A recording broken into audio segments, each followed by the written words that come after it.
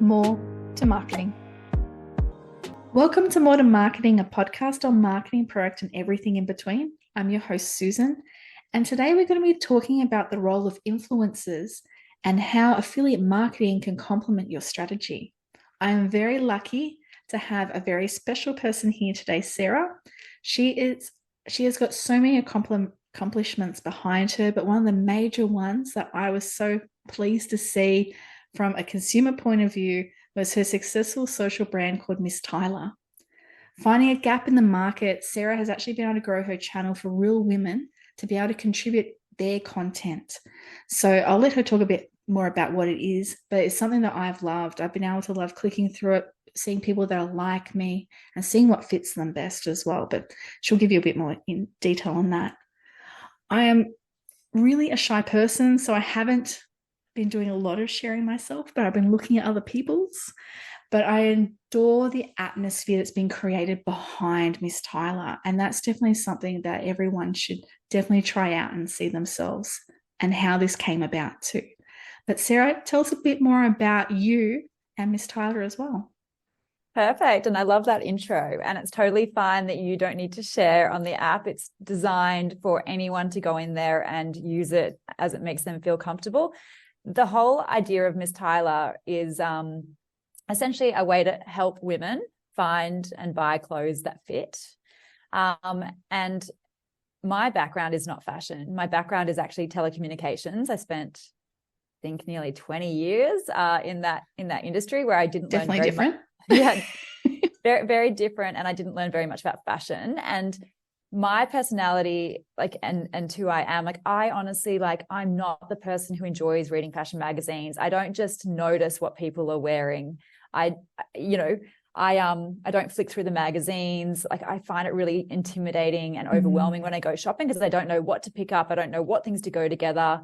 Invariably, you'll take 10 things into the changing room and one of them might look good. And so it's this real process of trial and error. But while I don't like that process, at the same time, I have to get dressed every day and I feel much better when I like my outfit. Don't we all though? That I've got the exact same challenge too, because I don't know what fits my body type.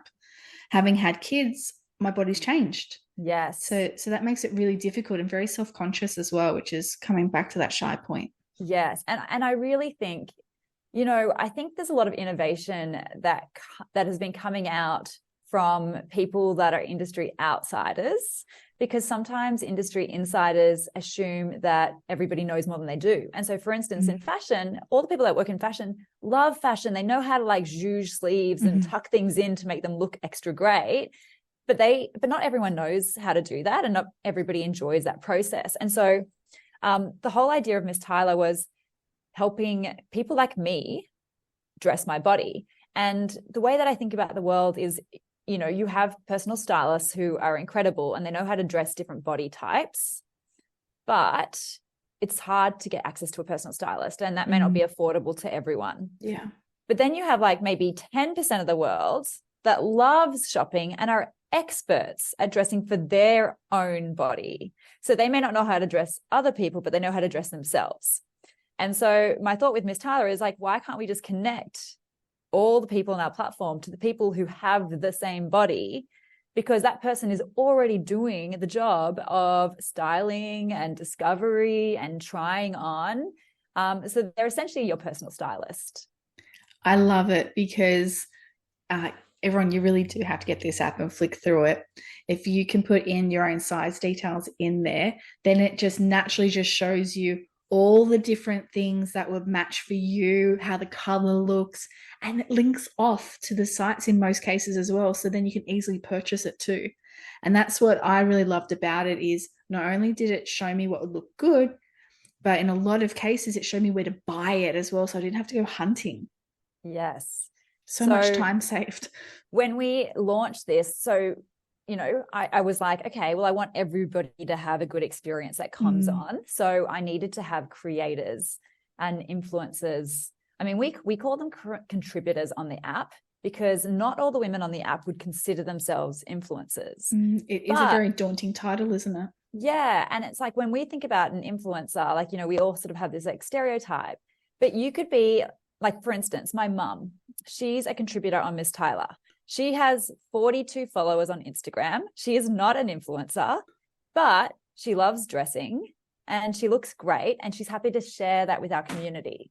So, for us, that is a contributor. It could be anyone. We do have a bunch of people who would call themselves influencers or that are, models or stylists, but a lot of them are like accountants or school teachers, but they love fashion. And so when we were starting, I obviously wanted to have a diversity so that from the get-go, you could come into the app and see yourself represented. And so rather than trying to find a group of people and teaching them how to post clothes, we went to Instagram and we had a look at people who were already posting fashion content. So, we were searching for things like outfit of the day, and then we started doing things like style over 40, style over 50, style over 60. So lots of diversity in age, and then, mid-size, plus size, petite, tall, curvy, in every sort of facet we could try and find. So we sort of did that. When we really early launched and we didn't even have any creators, I basically had created a database of 400 celebrities, and I had you can pull their data from the internet.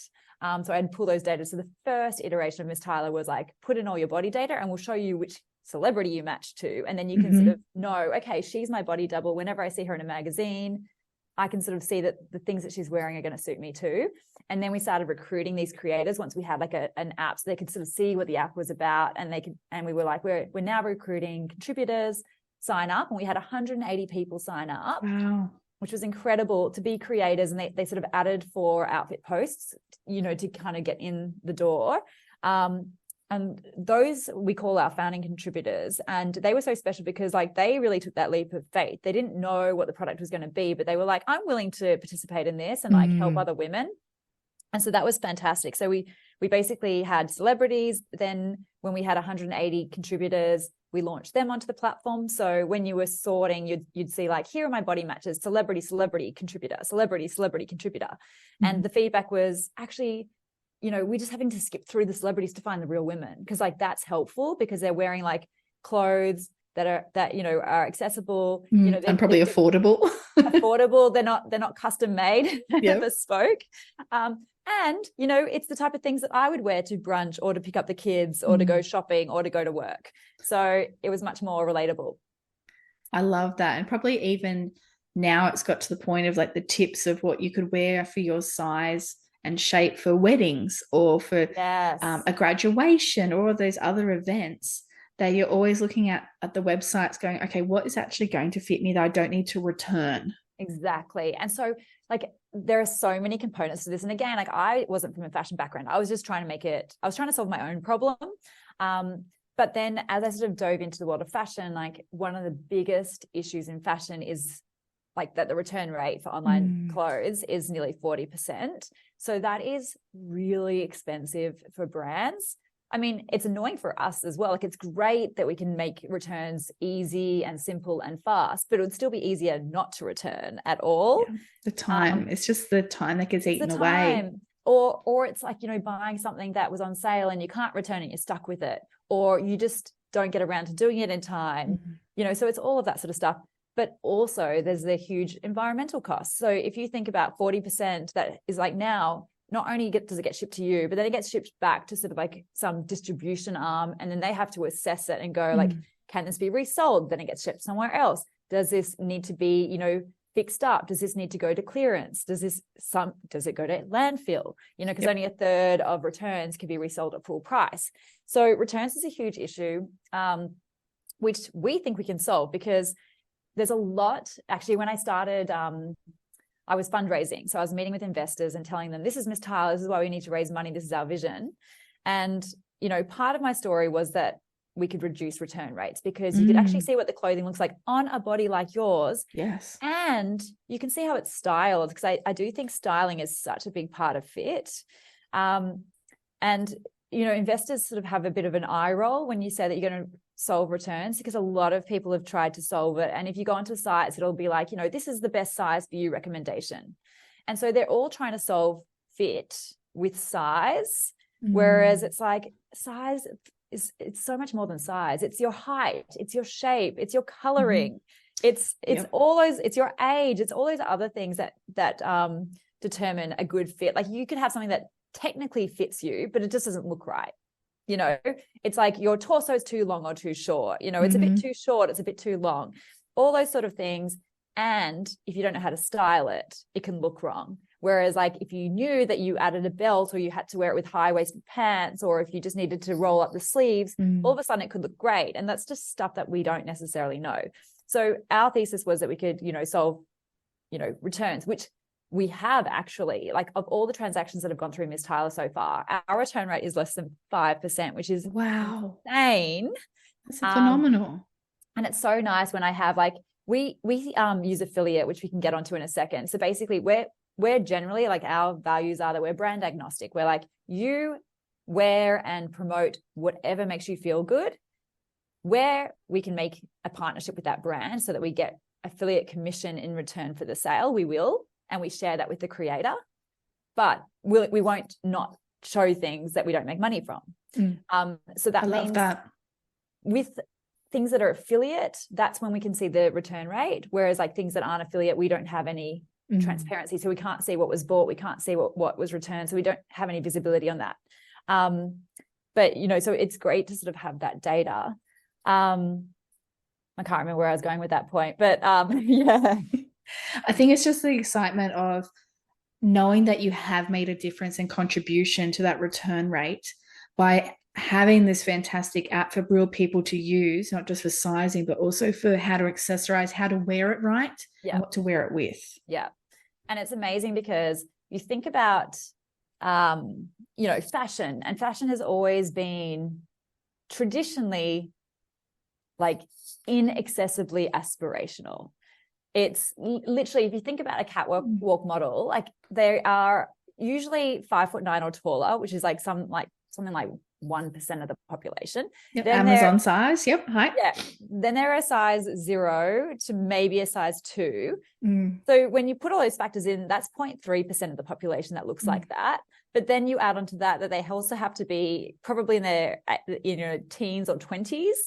So even that person who fits that model, all of a sudden, they're too old. They don't even fit into that. So, we're not seeing ourselves represented. Like very, very few women are seeing themselves represented, which makes it hard because first of all, when you're seeing clothes on a body that's not like yours, it's hard to determine how it's going to look on you. But also when you see image after image after image of these people who don't look like you, you start thinking, oh, I'm not normal. I'm abnormal. That's normal. I'm abnormal. And so what's been amazing about Mys Tyler is because we have this fit algorithm that matches you to the creators who look most like you, everybody's experience is that they are normal and that they fit in, and that there's a community. Yeah, it's amazing because it's like, if you're size 20, you go in there and match with women that are size 20 and you're like, oh, there's lots of women that are size 20 and they're freaking fashionable. They look incredible. Look how confident they are. And I also know that whatever they're wearing comes in my size and will look good on me, as opposed to like scrolling through like all this content and think, oh, I'm too tall for that. I'm too short for that. I'm not curvy enough. Like color won't go with me. Exactly. It's not my coloring, like all that sort of stuff. So it's just like a much nicer experience. And then we've just launched, if anyone has the app, update it. And if anyone hasn't got the app, when you get it, you'll get this version. But we've launched what we call representational advertising. And so we have allowed brands to create sponsored posts where they're basically taking current creator content on the app and turning it into a brand carousel. So rather than seeing one person wearing that brand, you can see 5 different women wearing that brand. And we basically say to the brands, the best way to use this is to choose 5 diverse women. So have 5 different sizes and as much diversity as you can. But then what's really cool about this representational advertising is because we have that body match score, everybody sees a different version of the ad. So everybody sees the creator who's their top match first. So if you're size 6, you're seeing the size 6 person. If you're size 14, you're seeing the size 14 person. So everybody's like, that's cool that brand is actually creating an ad that is for me. I immediately know that's relevant to me and I feel represented. It's like a double personalization. Not only do they know when they go in there, they're going to get personalized contributor content, But now they know that the very first ad served is also going to be personalized too for them.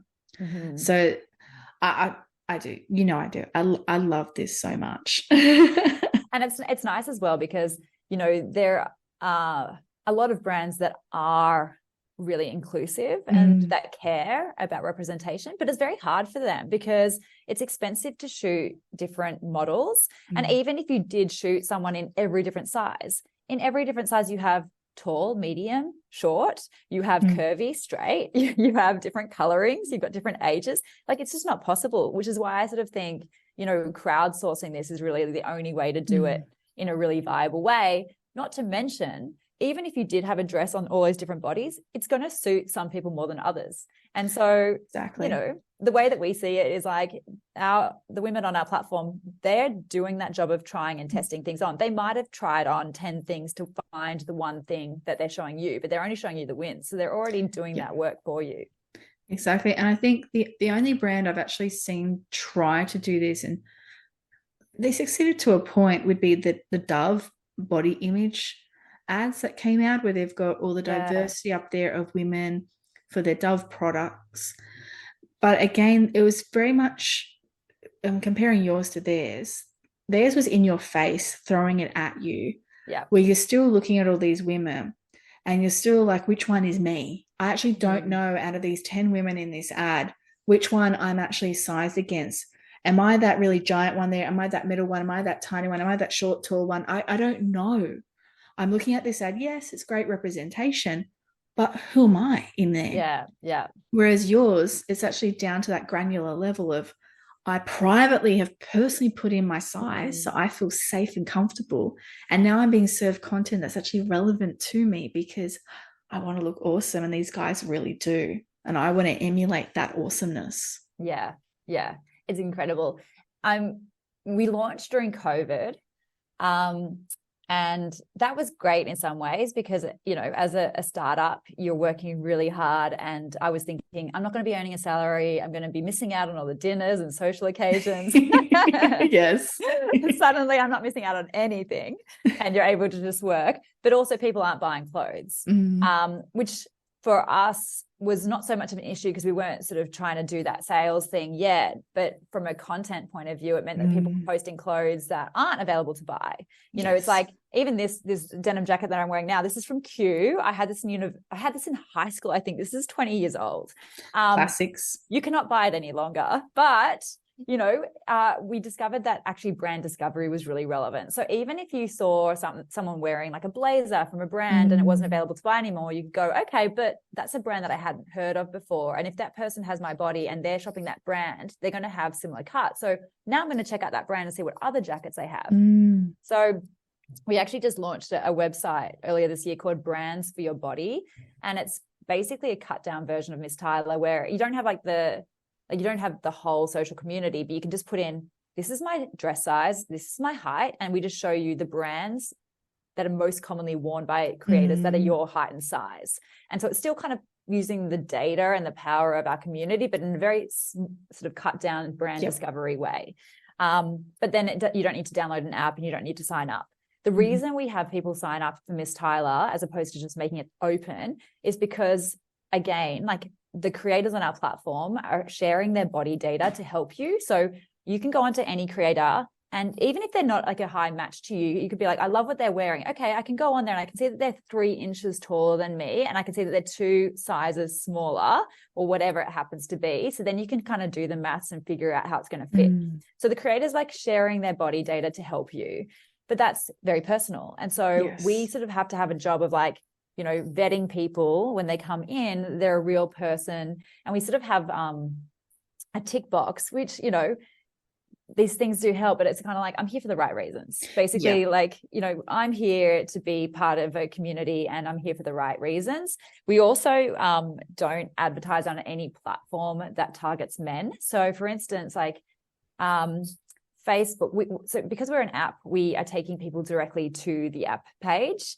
On Google, to run a campaign that pushes to apps, it's called a universal app campaign. That's kind of their tool that you can use to advertise apps. It does not allow you to target by gender, which is crazy. what it's supposed to do is over time learn and optimize. But the problem is that when we started launching those campaigns, we were just getting like lots of like creepy men in. Yeah, no.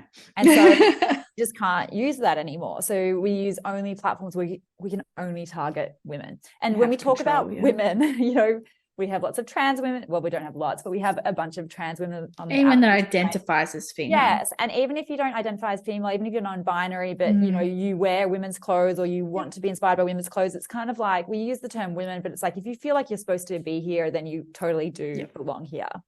I love that. I love the inclusiveness behind it. And that's probably why in your creator content space, it's been exploding so much as well, because of the creator economy and being able to share those different diverse people wearing the women traditional outfits.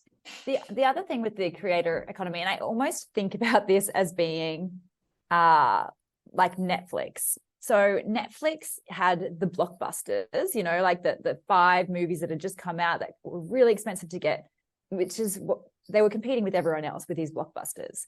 But there's all this like long tail content, which is amazing content, but it may not be mainstream. So it may not suit everyone. But then they had this really clever algorithm that allowed them to serve up content that you're going to really like, but they don't share it with everyone because not everyone's going to like it. So I sort of think, you know, traditional social media, it uses popularity as a proxy for relevance. Whereas we don't care about popularity. We care about relevance.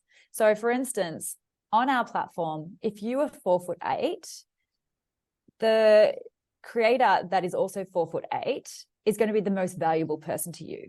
They may only have 3 followers because, you know, it's not many niche, people are 4'8", but they are the most relevant person to you. Versus, you know, somebody who's 5'10" might have lots of followers. They are totally not relevant to you. So what's been great about us is that it's not, you know, there's not this thing where the people that become more popular get all the followers and everyone else gets left behind. Everybody gets served up to different creators based on what they look like. So it kind of is, you know, distributed much more evenly, which is really nice. And then the other thing is that on platforms like Instagram, it's really hard to grow an audience. I think there's a lot of creators that are really struggling with it because it's just so hard to grow. Whereas on our platform, they've been able to grow audiences really easily because we're doing that job of like serving them up to people. So that's been like sort of like one of the key benefits for creators. The other part of it is really just, you know, people who love fashion and just like love being part of a community and contributing to a community in an area that they're really passionate about and helping other women feel good. And it's, we do content moderation. So whenever somebody comments on a post, we actually, it goes live, but anyone on the app can report it. But we also every day go through and just manually go, yes, this is okay, or no, this is not okay. That's good. But we really don't have to do much. The most we get is like, you know, sometimes there'll be like somebody on that just goes, hi, hi, hi, hi. And we're like, okay, that is not what's intended. But we really haven't had anything negative. Like we really don't have to do very much at all, which is like really nice because it is just like such a positive community. And the women on the apps are like know each other now. And, you know, it's really beautiful. It sounds it as well. And I think with that evolution as well of the influencer space for the content creation there, like you just said, it's not about popularity, it's about the relevance. Yes. And that's why it's been able to grow and be so successful for all the content creators, because it's not like they have to compete against that skinny person who was in the modeling magazine who happens to have joined and become your latest influencer. Or the person who, you know, has like a camera crew following them around and spends hours editing, you know, a single video. Exactly. It's going to be, as we keep saying, relevant. And that's where this beautiful evolution has started here. And I really do. I love seeing it on your app because it just means that you're not wasting your time flicking through. Yes, you might want to look at it, but that's what a fashion magazine might be for, or somewhere, another website that serves that content up. But this is being relevant for you, which is just absolutely magical. And there has been, I mean, one of the insights we did find was like, yes, women love seeing who looks like them because that helps. That's like super helpful. But we also got feedback that women also liked seeing the diversity of the app. And so we launched a couple of years ago a feature called Daily Inspo, where every day we have like a prompt where it's like, today, why don't you try wearing purple? Or today, why don't you try wearing polka dots? And here is how 15 women are wearing this trend. And on that, we always try and have a diversity of women. So everything in the app is body relevant. Daily Inspo is diverse. Yep. And so, because people go in there and they're like, oh, she's 70 and she's rocking that, you know, like she's, you know, so petite and she looks fabulous. Like she's, you know, mid-size or plus size and she looks awesome. But having that diversity, it kind of like is like a nice reminder. It's like, you know what, we're all so different. Exactly. And we all are just part of this and we're all in it together, you know, so that's really nice. And the other good thing about like Daily Inspo is that people who do it, it kind of forces you to like get creative with your closet. So you're like, well, actually, I do have something that's purple. It's like that scarf in the back. Like, how would I wear a scarf? And then all of a sudden, you know, people actually have a bit more fun with, it's so easy just to fall back into a pattern of like, denim jeans and a grey shirt that I'm wearing today. But then when you're sort of like pushed to try and do something a little bit different, you actually end up like finding things in your wardrobe and going, oh, I felt really great in that outfit. Like that actually was really fun. And things are, as you said, getting pulled out that haven't been worn for a while. And now you're now excited about that again. Totally. And then, you know, just this whole movement. I mean, for Mys Tyler, we obviously care about, you know, micro nano influencers because for us, we just care about diversity so that we can like have that relevancy for every user. But that is a huge macro trend. Brands, businesses, everybody, there's a definite shift of power away from these macro influencers to micro nano influencers because they're more relatable, they're more authentic, they're more engaged. Maybe for the audience, in case they don't know, do you mind explaining what a macro, micro, and nano influencer is? Yeah, so it's basically all down to how many followers you have. So you kind of have your celebrity influencers, like the Kardashians. Yep. Then you have sort of macro influencers, which is like 50,000, 100,000 plus followers. And then under 50,000, you have your micro influencers. And then I think it's below like 10,000 or 5,000 or 1,000. I even forget it, but it's like nano influencers. So it's kind of just like based on their audience size. And in the past, so let's just say 5 years ago, it was all down to audience size. So if I have a campaign with this person, I'd pay them a campaign fee, then I would get access to their whole audience. But then now what they're finding is that they actually get more traction by working with these smaller creators, but I might work with like 10 creators to get the same reach, but I think I'm going to have higher engagement. All about targeting, isn't it? Yeah, exactly. But as this sort of shift happens, it's harder to work with micro and nano influencers at the same scale as macro. So for instance, in macro, you might have had an agent that negotiates the campaign and the payment and all that sort of stuff. Whereas you can't do that with micro and nano influencers. One, they don't have an agent. Two, you know, they may not have a large enough audience to command like a campaign fee. But what's becoming really popular is like one, gifting. Gifting is a great way that it's, you know, I can send out a pair of jeans and then get content in return. But even then it's like, well, if I need to work with 100 creators, maybe I can't send out 100 pairs of jeans, which is where affiliate comes into play. So affiliate is really great because, and you know, affiliate marketing is essentially for online marketing. If you recommend a brand and somebody purchases, there's tracking that shows that you sent that sale and you get commission in return.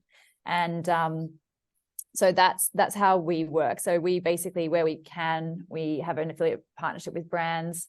We actually give 80%, which is like huge. Very huge amount to the contributor. Yeah. So we pass on, and to be honest, like in the past, we were just passing on 100% and saying it was 80%. But, you know, for us, like we want the creators to like get as much value as they can. So it's a great way to do that because for brands, it's low risk because they don't pay anything unless they get a sale. Yep.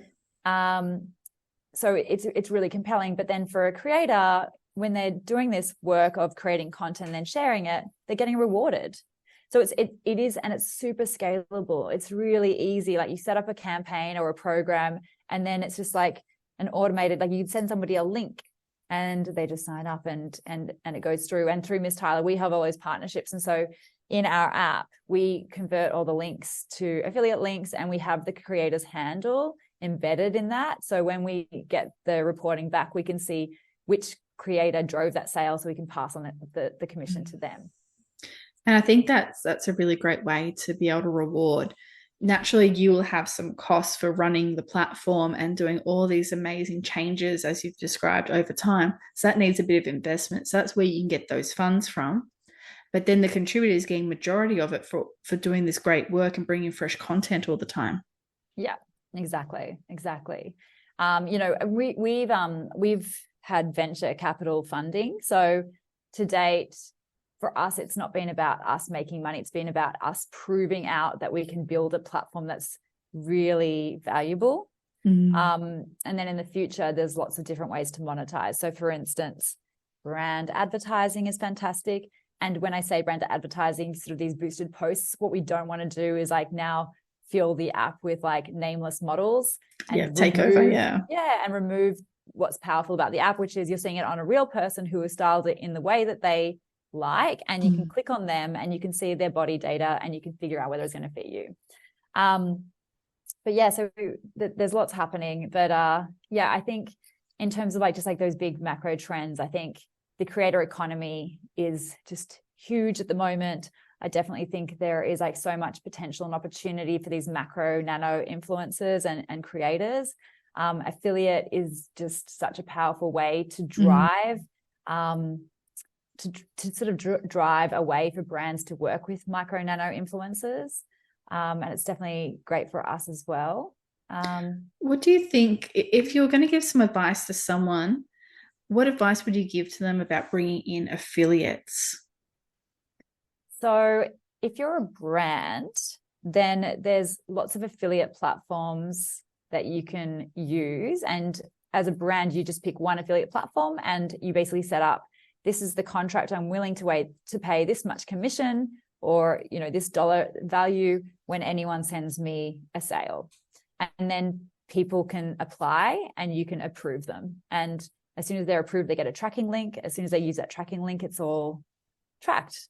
If you're an influencer, then a lot of these platforms are now they're realizing, so in the past it was brand and publisher. And so a publisher was somebody who would promote it. So Mys Tyler, we are a publisher. Vogue is a publisher. Big bloggers back then were publishers. They are now calling, micro nano or, creators publishers. And so, but it's a very different system. And in the past, you had to be doing, you had to be a certain size to get approved. Whereas now, a lot of these platforms are making it easier to work with creators. We met at Dealmaker, which is one of the affiliate platforms, Rakuten. And Rakuten has a creator arm. Commission Junction, or CJ, is another of the big ones. They also have a creator arm. So a lot of them have those. I mean, if you're interested in fashion, then just join Mys Tyler, and we'll do it all for you. Exactly. It makes it a lot easier that way too, and probably a lot more fun. Yes, definitely. So if I go back to the influencers, when it comes to influencers themselves, what are the key advantages and disadvantages that you've found by using them, and particularly thinking about the authenticity of it as well? Because I know that's one of the key things about Mys Tyler is it does feel very authentic. So how do you keep that? And like I said, the advantages and disadvantages of that. Yeah, I mean, well, as I've said, I'm not a fashion person. Like, I don't think I have great style. If you were relying on me to give you style advice, that would not work. I'm a technology person. I've created a platform, and all that we do as Mys Tyler is we allow people who have style and can give advice to share that on our platform. And so we really don't interfere too much. And I think, all we do is like the process for applying to become a creator, you have to create your first 4 outfit posts. And what we're doing with that is we're making sure that what you're posting are outfits and they are on your body. So if you had just like clip art where you had taken a t-shirt from the website and like stuck that onto, you know, a board with a pair of shoes, that's not Mys Tyler. Mys Tyler is about you wearing it. So as long as it's you wearing an outfit, and you know, ideally it's like, you know, good lighting so you can see the outfit well. You know, we're not judging style, we're not judging anything. We're just like, you know, is this content that's going to be helpful to our audience? Exactly. So definitely with that one there, it's more about making sure that the end user, which is these people looking and seeing people like them, can actually see the outfit. Exactly. Almost 3D, or maybe that's an idea for the future. You're going to do augmented reality or something. We'll do video in the future. It's just, you know, we've got like this endless list of things to do, and we have to keep prioritizing. But, you know, video will come, but at the moment, you know, it can be a carousel. So ideally, like, you know, you would post a few photos showing how the outfit looks from different angles. But again, yeah, like if you had like, it was like you sitting on a bench, you know, 50 meters back, and you're like a speck in the picture, that's not very helpful. No. You know, like, but if it's like a photo where you are taking up the majority of the photo and you're showing off the outfit, and you can see contrast from the background, so you can see where the clothes end, that's perfect. And that's probably one of the key things for influencers to remember is their audience as well when they're catering all this content, so that they get the best result as well with the engagement. Yes, definitely. And it really helps. Like, you know, you can post on Mys Tyler without sharing the brands or where it's from. But as you said, like, it's super helpful if you can show this is from this brand, even if it's not available to buy. And then they add the link if it's still available to buy. And then we do the work on the back end of converting that to an affiliate link. Exactly. And you've talked a lot about platforms and your background in IT as well. With technology improvements and everything that's happening out there in MarTech and also IT and platforms and even the future of technology, how have you utilized these different items and also the approaches to be able to get this channel working so well for you, and anything that you can share about the near future? Yeah, we actually are doing a lot of work in the generative AI space at the moment. It's interesting. I saw an article and it was like, can AI solve the diversity issue? And we'll just like, you know, create, you know, fake people that are different body sizes to show you how to clothes. And I'm like, no, we can just solve it with real people who actually represent real people. Like, there's enough of them. Yeah, they exist. People of different sizes exist.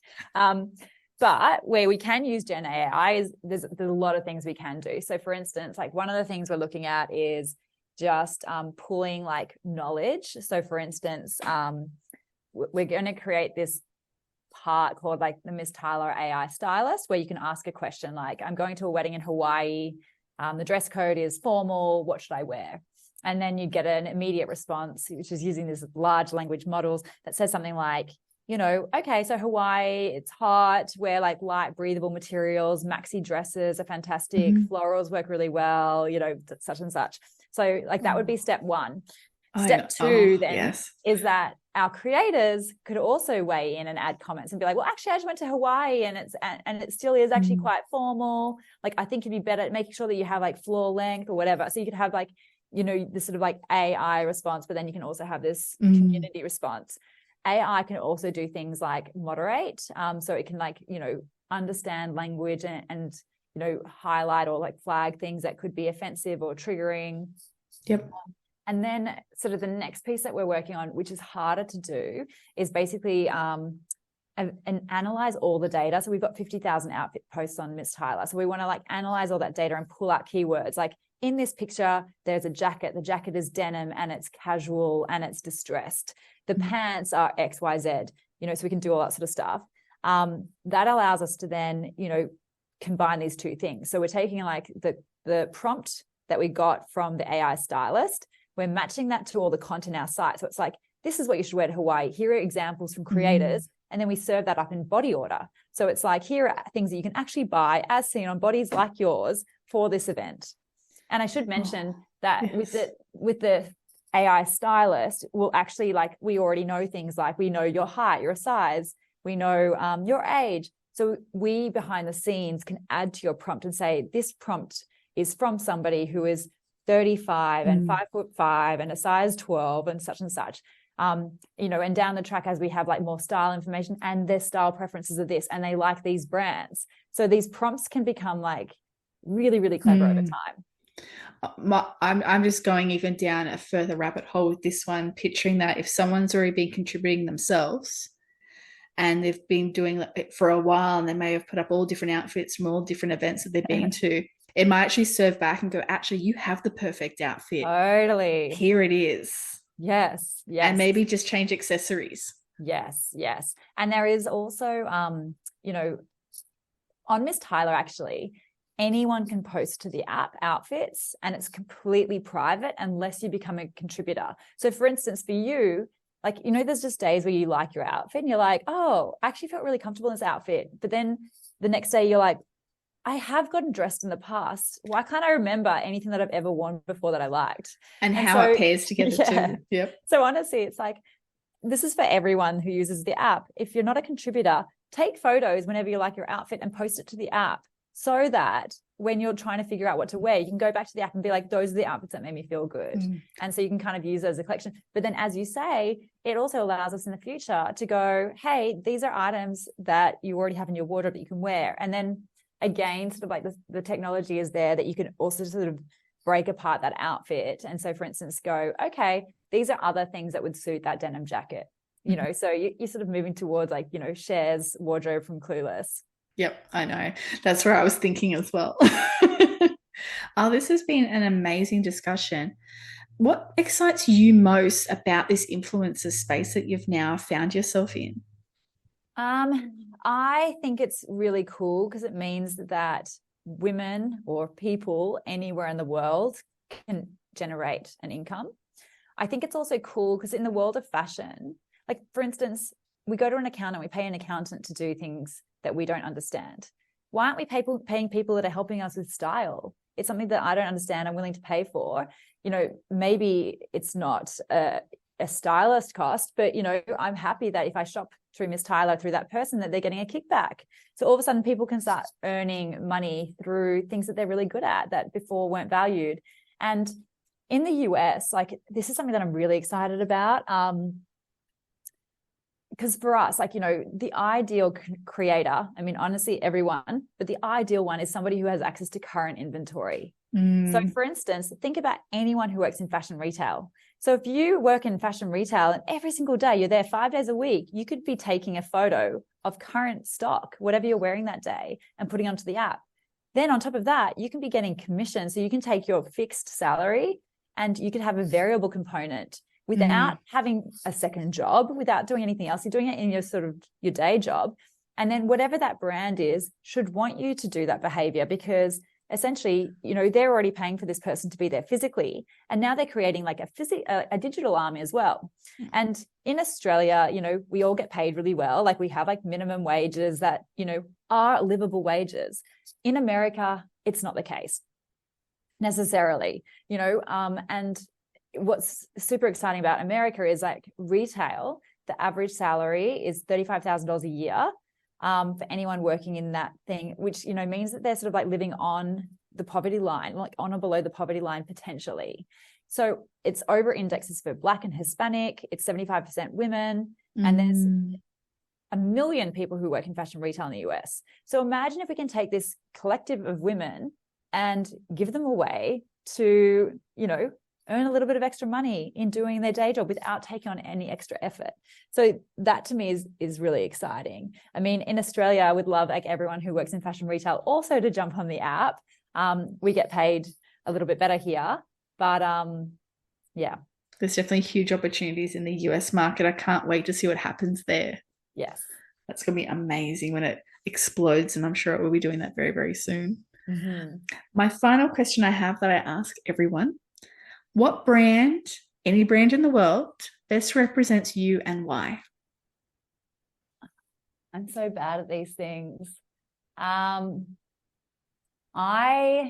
am, I honestly don't know. Like, me as a person, I'm like not a perfectionist. So it wouldn't be something like Apple that's like perfect. It would be like some sort of like hustling, working hard, figuring it out, hacking type brand, which I can't think of at the moment. I know what you mean. It's more about those pieces that make you whole. So it might be more than one brand that does that, but definitely something that has worked, I'm just going to say this, worked its butt off to get where it is and loves it at the same time because of all the learnings along the way. Yeah. And then, I always try to be very human. Like, I think, even with our creators, like I send out investor updates and our creators have like a Facebook group, and I share our investor updates with them because I'm like, I want you to know what's behind running a business. Like, you're helping to build this with us. So I want you to kind of like have that extra information and see what happens behind the scenes. It's like an authentic, down to earth kind of brand as well. I love it. I love it. Thank you so much for coming on today. Is there any final words about influencers and their impact on the industry that you'd like to share before we jump off? Yeah, I mean, I don't think so. I think, maybe just, let's sort of start using the word like creator or contributor as opposed to influencer, because I think influencer has some negative connotations, which doesn't really represent what it is becoming. I think that's a very valid point as well, with the stigma behind it, particularly if you think about how some influencers have gotten to where they are right now, like where the Kardashians actually came from and where other ones like Logan Paul came from. It's not necessarily the best, I suppose, individual with the best heart and ethics behind it. That's where they've gotten themselves from. So I do love that it's more from a creation point of view because it's more artistic. Everyone's individual.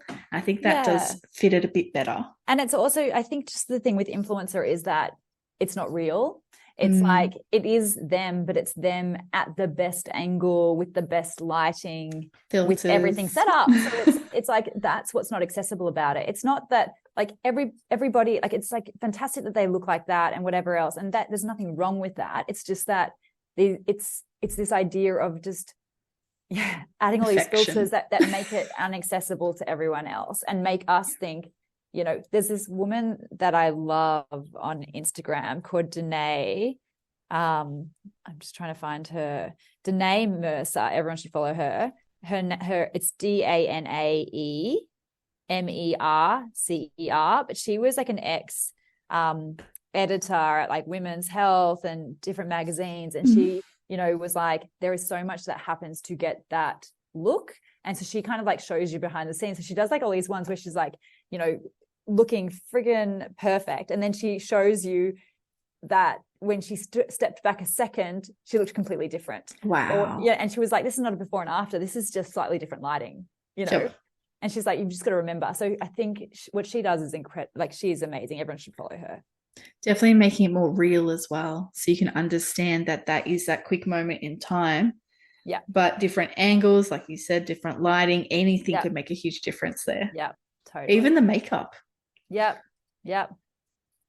Oh, thank you again so much, Sarah. I really appreciated your time. You've given us so much insights.